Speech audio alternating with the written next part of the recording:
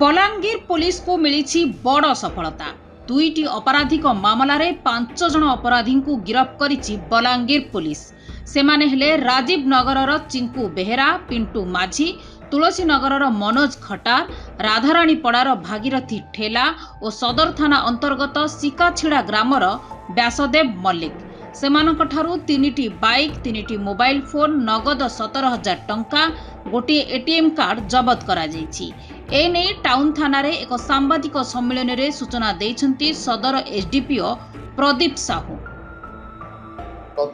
गत 25/4/2024 तारिख रे हमर टाउन थाना रे गोटे 335/2024 गोटे केस होइतला।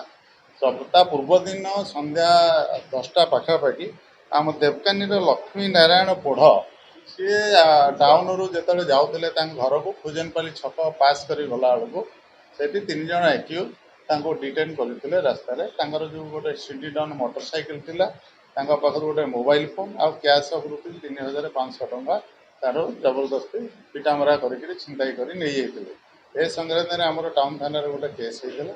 सब्सिक्वेंटली से आउ 5टा केस इनवल्व हेले जो पुलिस चेस कला से एरिया रू आब्सकंड कर तमिलनाडु पलि जाते किंतु गत 3 दिन तले से आमर जीआरपी जो खुजनपाली रेलवे ट्रैक ऊपर जड़े गैंगमैन को अटकईकरी पाखर जबरदस्ती फोर्स करी मोबाइल फोन पे रे 80,000 टंका अकाउंट को ट्रांसफर कर ए संक्रांत से गोटे आमर बलांगीर जीआरपीएस रे गोटे केस होता से केसटा बर्तमान इन्वेस्टिगेशन कर। गत वर्ष एप्रिल मासरे खुजेनपाली निकटरे किछि दुर्बृत्त जड़े व्यक्ति को अटकाई मारणास्त्र देखाई तांकठारु मोबाइल और नगद 3,500 टंका लुटि नहीं। व्यक्ति जनक एने सदर थाना रे अभियोग करथिले। सेही बळी गत जनवरी 9 तारिख दिन जड़े रेल कर्मचारी को धमक चमक देई 80,000 टंका लुटि नहीं लुटेरा। तदंत समय रे एही दुई अपराध पछरे चिंकू बेहेरा, पिंटू माझी और मनोज खटार रहितिबा पुलिस जानिबाकु पाइथिला।